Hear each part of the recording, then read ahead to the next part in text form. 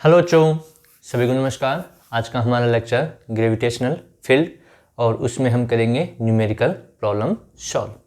तो वीडियो को पूरा देखें, ध्यान से देखें, क्योंकि हमारे ये 11th के साथ साथ 12th में और कंपटीशन एग्जाम में भी काम आने वाला है। तो स्टार्ट करते हैं आज का लेक्चर। तो देखिए पहली प्रॉब्लम क्या है। प्रॉब्लम कुछ इस प्रकार से है।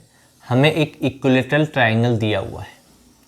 क्या दिया हुआ है? इक्विलेटरल ट्राइंगल हमें दे रखा है और इसके हर एक कॉर्नर पर, इक्विलेटरल के हर एक कॉर्नर के ऊपर मास रखा हुआ है।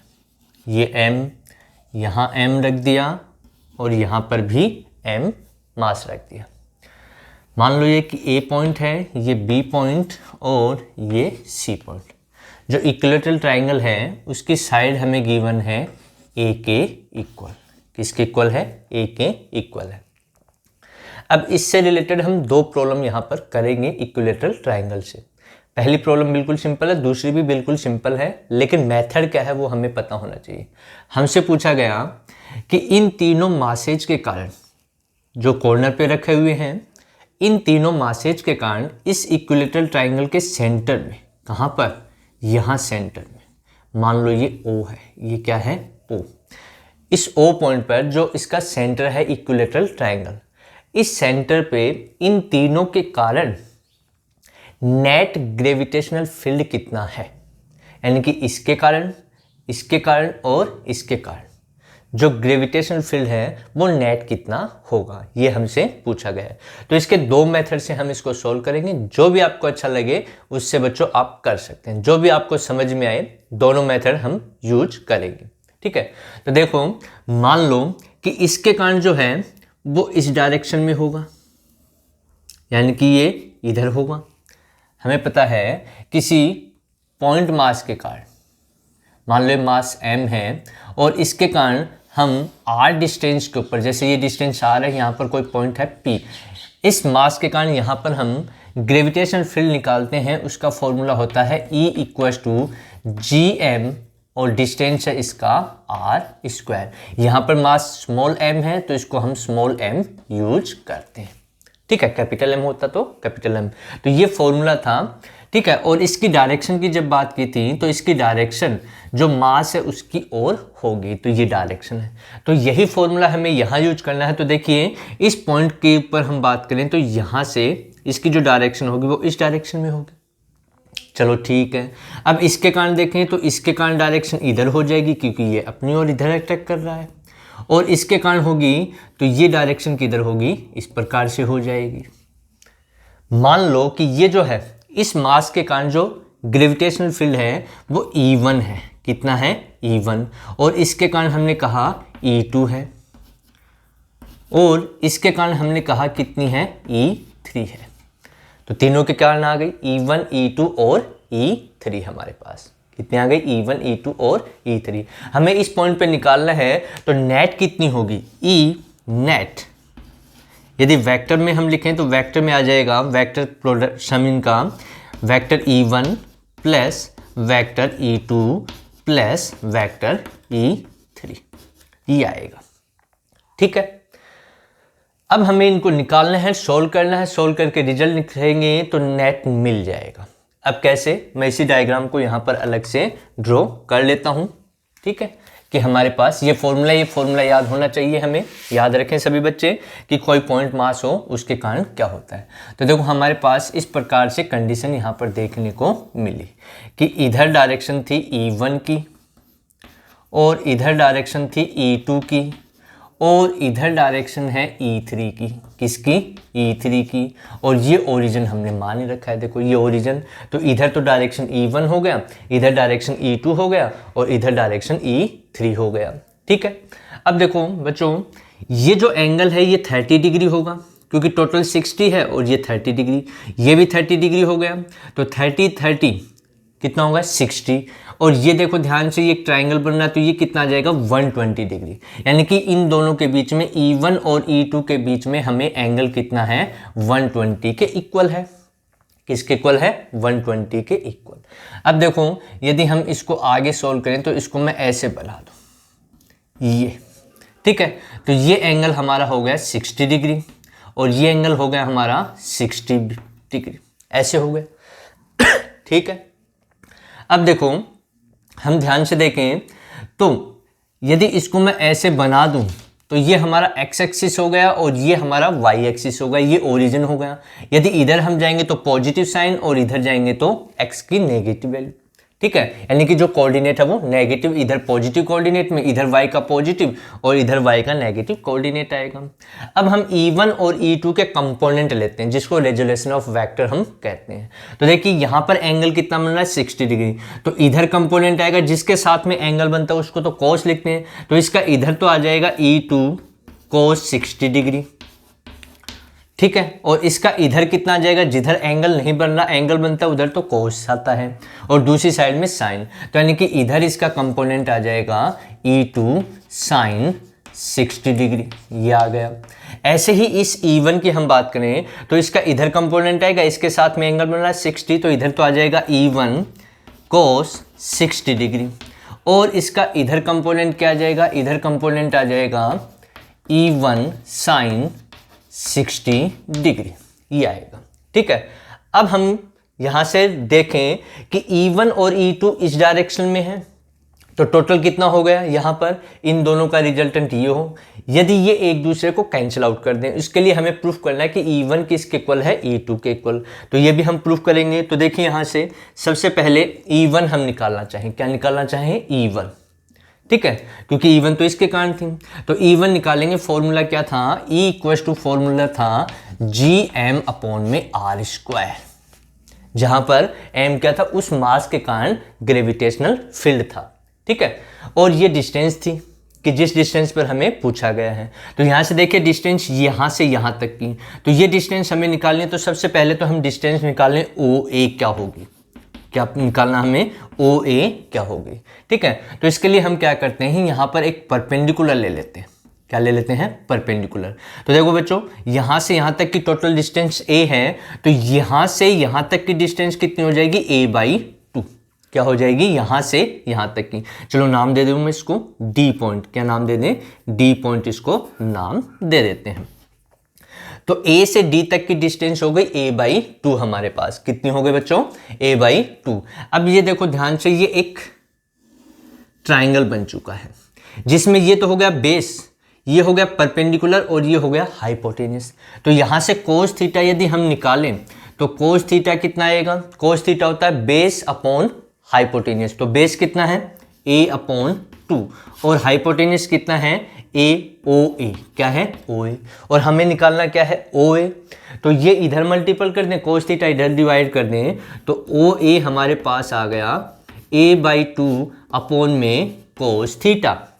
और देखो इस ट्राइंगल की हम बात करें तो ये एंगल पहले ही बताया था मैंने कितने डिग्री का है, 30 डिग्री का। कितने डिग्री का है, 30 का। तो यहाँ पर थीटा की जगह हम 30 डिग्री रख दें, कितना रख दें, 30 डिग्री। तो ये आएगा हमारे पास A/2 कोस 30 डिग्री, और कोस 30 डिग्री की वैल्यू कितनी होती है, √3/2। कितनी होती है, √3/2। तो यहाँ से हम देखें तो OA हमारे पास आ गया, OA equals to A/2 upon में √3/2। तो 2 ने 2 को मार दिया, तो OA कितना आ गया, OA आ गया हमारे पास A अपॉन में √3। OA कितना आ गया, A अपॉन में √3। तो ये वैल्यू आ गई हमारे पास। यही वैल्यू किसके इक्वल होगी, OB के इक्वल, और यही वैल्यु OC के इक्वल। तो मैं यहाँ अलग से लिख देता हूँ OA equals to OB equals to OC equals to कितना है हमारा, A अपॉन में √3 के इक्वल। इसका हमें यूज करना है। ठीक है, अब मैं यहाँ से इनको मिटा देता हूँ, तो देखिए क्या हमारा आएगा रिजल्ट। ठीक है, अब यहाँ से हम आगे चलें तो देखो E1 निकालना है, E2 निकालना है, E3 निकालना है, और प्रूफ करना है कि E1 इक्वल्स टू E2 हो तो ये एक दूसरे को कैंसिल आउट कर देंगे और ये वाला कंपोनेंट बच जाएगा। तो कैसे करें आगे देखिए, E1 कितना होगा, E1 इक्वल्स टू, E1 इसके कारण माना हमने, मास है M और डिस्टेंस OA हमारे पास ये रहा, तो कितना आएगा, G(m) अपॉन में A अपॉन √3 का होल स्क्वायर। आगे सोल्व करेंगे तो A² अपॉन 3 बचा, 3 कहाँ चला जाएगा ऊपर मल्टीपल में, तो E1 हमारे पास आ गया 3gm अपॉन में a स्क्वायर। ये E1 की वैल्यू हमारे पास आ गई बच्चों। अब हमें क्या निकालना है E2, तो E2 भी निकाल लेते हैं।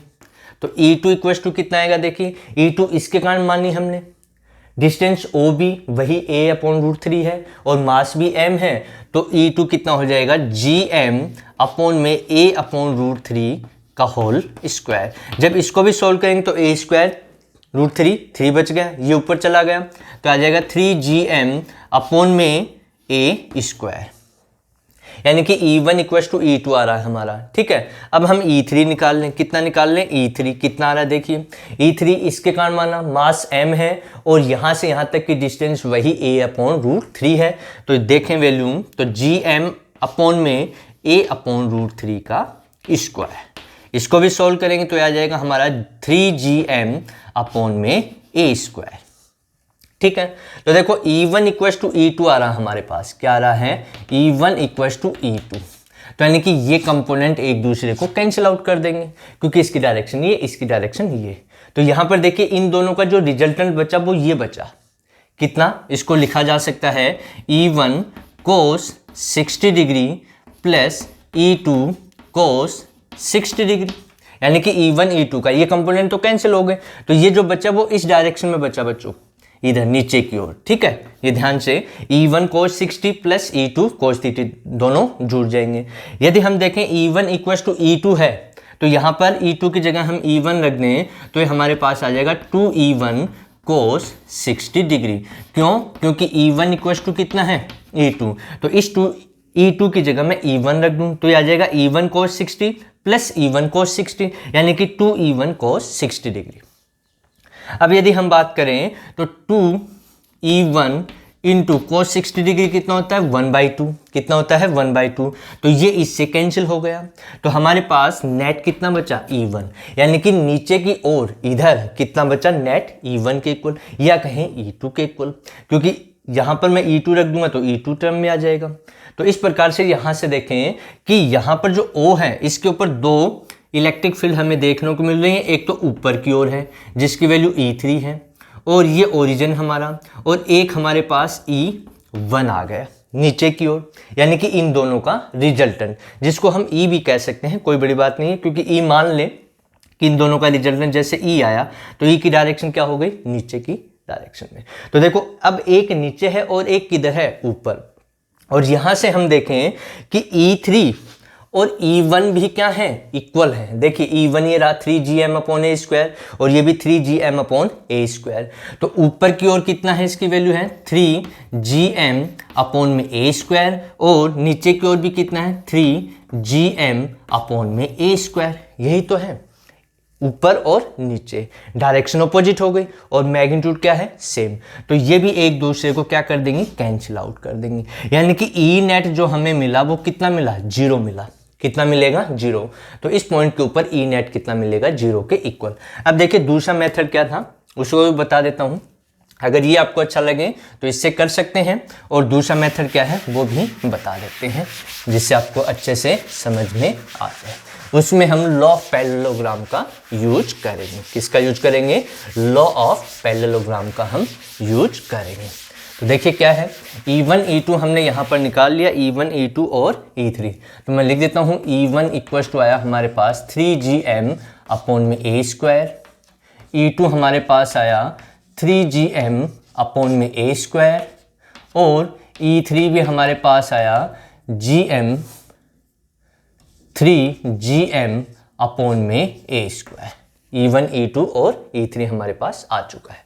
अब देखिए दोबारा मैं इसको बना रहा हूँ कि electric field gravitational field E1 तो इधर है और E2 इधर है, इन दोनों के बीच में एंगल कितना बताया, 120 डिग्री, तो इन दोनों का रिजल्टेंट हमें निकालना है जो कि इधर होगा, मान लो वो कितना है, E है, तो इन दोनों का रिजल्टेंट निकालने के लिए हम लॉ ऑफ पैरेललोग्राम यूज कर सकते हैं। तो देखिए लॉ ऑफ पैरेललोग्राम के अकॉर्डिंग E इक्वल टू कितना आएगा, √ E1 square plus E2 square plus twice E1 E2 cos theta, और थीटा कितना हमारे पास 120 डिग्री, तो ये 120 डिग्री। ठीक है। अब हमें पता है E1 इक्वल टू E2 है, तो यहाँ पर E2 की जगह मैं E1 यूज कर लूँ, तो E इक्वल टू हमारे पास कितना आएगा, under root E1 square plus E1 square plus 2 E1 into E1 into cos 120 की वैल्यू -1/2 ये होता है। तो देखो ये 2 इससे कैंसिल हो गया, तो ये हमारे पास बचा कितना, E1 square plus E1 square minus, ये माइनस यहाँ जाएगा, E1 इंटू E1 स्क्वायर, तो ये इससे कैंसिल हो गया, ये प्लस ये माइनस, तो कितना बचा हमारा E1 के इक्वल, यानी कि अंडरूट E1 स्क्वायर, इसको हम लिख सकते हैं E1। तो हमारा जो नेट आया इस डायरेक्शन में वो किसके इक्वल है, E1 के इक्वल है, ठीक है। और ऊपर की ओर देखिए, ऊपर की ओर कितना था हमारा, E3 था, ऊपर की ओर कितना था, E3 था, ठीक है। ये नीचे की ओर है और ये किधर है, ऊपर की ओर, तो सेम यही तो प्रोसीजर बना हमारा, यही तो है, इसी प्रकार से कि E1 नीचे और E3 ऊपर की ओर। तो नेट यदि निकालेंगे तो ये इसको क्या कर देगा, कैंसिल कर देगा। तो दोनों ही मेथड से हमने देखा कि यहाँ पर जो फील्ड होगा, ग्रेविटेशनल फील्ड, इन तीनों मासेज के कारण वो कितना आएगा, 0 आएगा। कितना आएगा बच्चों, 0 के इक्वल आएगा। अब देखिए सेकंड प्रॉब्लम क्या है, उसमें भी हम बात करें, उसमें भी हमें एक इक्विलैटरल ट्रायंगल ही दिया हुआ है, लेकिन थोड़ी सी कंडीशन चेंज कर दी, ठीक है। क्या है, ध्यान से देखें, कंसेप्ट है, कंसेप्ट हमें आना चाहिए, कहीं पर भी कैसा भी क्वेश्चन हमसे पूछ ले हम उसको कर सकते हैं, बशर्ते आप वीडियो को ध्यान से देखते रहें, पढ़ते रहें, तैयारी करते रहें सभी। तो बच्चों मान लो ये इक्विलैटरल ट्रायंगल हमें दिया हुआ है और यहाँ पर वही सिस्टम हमने मान लिया, मास m है, यहाँ पर भी मास m है और यहाँ पर भी मास कितना है, m रखा हुआ है। साइड A है, साइड क्या है, A है। तो अब मैं इसको थोड़ा जल्दी करूँ क्योंकि जो चीज़ें हमें पता थी वो हमने बता दी, ठीक है। हमसे पूछा गया कि बताओ यहाँ पर इन दोनों के सेंटर में, बीच में, इन दोनों के, इसके और इसके बीच में, ठीक है, जो यहाँ से डिस्टेंस कितनी होगी, यहाँ से डिस्टेंस a/2 और यहाँ से ये डिस्टेंस भी कितनी हो जाएगी, a/2। यानी कि यहाँ पर हमें इन तीनों के कारण, किसके कारण, इन तीनों मासेज के कारण ग्रेविटेशनल फील्ड बताना है। इससे पहले क्वेश्चन में हमने सेंटर में निकाला था, कहाँ निकाला था, सेंटर में जो 0 आया था। अब हमसे पूछा गया कि इन दोनों मासेज के बीच में कोई पॉइंट है जिसको हम नाम दे दें, मान लो D पॉइंट। क्या नाम दे दिया हमने, D पॉइंट। इस D पॉइंट पर जो इन दोनों का मिड पॉइंट है, इसका और इसका, ठीक है। तो इन तीनों मासेज के कारण यहाँ पर जो हमसे पूछ रहा है वो ग्रेविटेशनल फील्ड कितना होगा, तो वो हमें निकालना है। तो देखो सबसे पहले इसके कारण बात करें हम, तो इसके कारण जो होगा उसकी डायरेक्शन तो ये होगी, उसको हमने कहा E1। इसके कारण होगा उसकी डायरेक्शन ये हो जाएगी E2। और तीसरा इसके कारण होगा, इसके कारण डायरेक्शन किधर होगी, ऊपर की ओर, उसको हमने कह दिया E3 कह दिया। क्या कह दिया, E3। अब देखो ये डिस्टेंस तो हमें पता है कितनी है, a/2। तो E1 और E2 यदि हम ध्यान से देखें तो हमारे पास 3 फील्ड देखने को मिल रहे हैं। इधर तो E2 है और इधर E1 है और ऊपर की ओर यहाँ पर E3 है। अब कंडीशन ये बन चुकी है हमारी, ठीक है। तो E1 की वैल्यू निकालें तो E1 कितना होगा, G(m) और डिस्टेंस कितनी है, a/2, यानी कि a/2 का स्क्वायर। तो देखो यहाँ से a स्क्वायर और ये हो गया 4 कहाँ जाएगा, ऊपर, यानी कि 4Gm में a स्क्वायर। ऐसे ही E2 निकाल लें, क्या निकाल लें, E2 निकाल लें। तो E2 निकालेंगे तो कितना आएगा, यहाँ से देखिए इसके कारण हमने मानी मास m है, डिस्टेंस a/2 है, तो E2 भी हमारे पास आएगा G(m) में a/2 का होल स्क्वायर। इसको भी सोल्व करेंगे, a स्क्वायर अपॉन 4 कहाँ गया, ऊपर आ जाएगा, तो आ जाएगा 4Gm में a स्क्वायर। तो यहाँ से देखिए बच्चों E1 और E2 क्या आ रहे हैं, इक्वल आ रहे हैं, बराबर, लेकिन डायरेक्शन में दोनों क्या है, ऑपोजिट। यानी कि ये एक दूसरे को क्या कर चुके हैं, कैंसिल आउट कर चुके हैं। यानी कि इन दोनों के कारण यहाँ पर कोई ग्रेविटेशनल फील्ड नहीं होगा, लेकिन इसके कारण होगा। किसके कारण होगा, इसके कारण। तो इसके कारण हमें ज्ञात करना है, तो हमें ये डिस्टेंस चाहिए, यहाँ से यहाँ तक की हमें डिस्टेंस चाहिए। तो ये डिस्टेंस कैसे हम निकालते हैं, देखिए। तो यहाँ पर मैं इसको दोबारा बना रहा हूँ, देखो यहाँ पर इस प्रकार की कंडीशन हमें गिवन, ठीक है। ये पॉइंट A, ये ए मान लो, ये डी है, ये बी, ये सी, ऐसे हम मान लें। जैसे ये ए मान लिया, ये डी पॉइंट है और ये हमारे पास सी, ये ए हो गया, ये बी और ये सी और ये डी गिवन है। ठीक है, तो हमें पता है ये डिस्टेंस कितनी है, ए है, तो ये ए हो गया। ये डिस्टेंस कितनी है ए से डी तक की, a/2 हो गई। तो अब ये निकाल सकते हैं कि नहीं, बिल्कुल निकाल सकते हैं। कैसे निकालेंगे, सी डी का स्क्वायर इक्वल टू कितना हो जाएगा, ए सी का स्क्वायर, क्या हो जाएगा, ए सी का स्क्वायर माइनस a/2 यानी कि ए डी का स्क्वायर, क्या हो जाएगा, ए डी का स्क्वायर। ठीक है, पाइथागोरस थ्योरम हम इसमें यूज कर सकते हैं। तो ए सी का स्क्वायर माइनस ए डी का स्क्वायर इक्वल टू क्या हो जाएगा, सी डी का स्क्वायर। तो C D square equal to आ गया हमारे पास, ए सी कितना है, ए, तो यह आ जाएगा ए स्क्वायर माइनस a/2 की, सॉरी ए डी की वैल्यू कितनी है, a/2 है, तो a/2 का होल स्क्वायर। ठीक है, अब आगे सोल्व कर लें, सोल्व करेंगे तो आएगा ए स्क्वायर और ये हो जाएगा ए स्क्वायर बाई 4, ये आ गया। अब देखो सी डी स्क्वायर कितना आया, C D square equal to आ गया हमारे पास, एलसीएम लें तो एलसीएम आ गया 4, यानी कि 4 A square minus A square, तो कितना आ गया, 4 A square minus A square, तो C D square equal to बचा 3 ए स्क्वायर अपॉन में 4।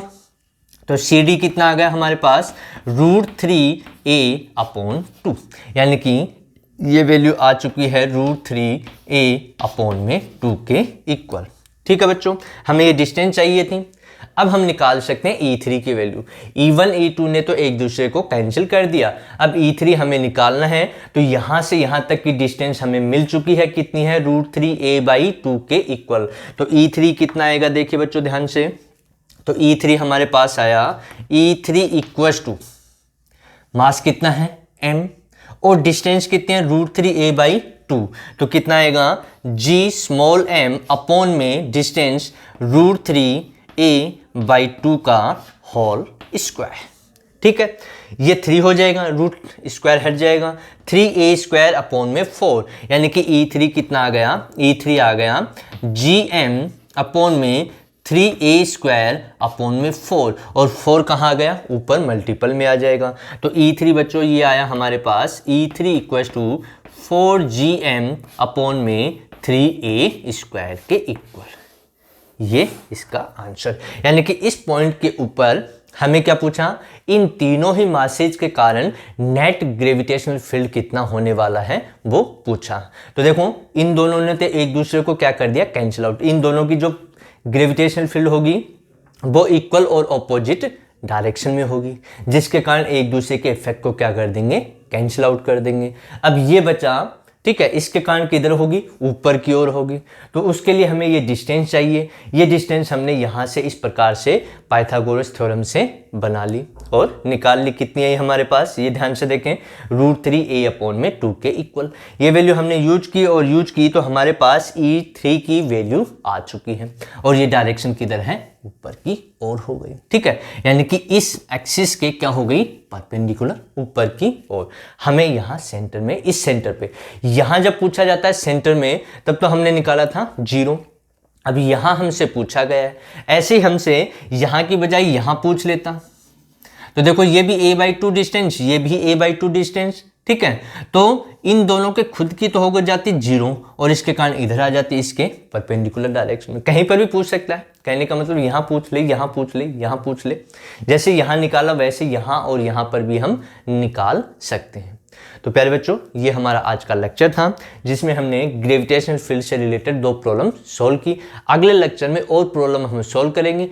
तब तक वीडियो को प्रॉपर तरीके से देखें, स्टार्टिंग से एंड तक देखें, समझें, सीखें। सभी पढ़ते रहें। सभी को मेरी तरफ से बेस्ट ऑफ लक।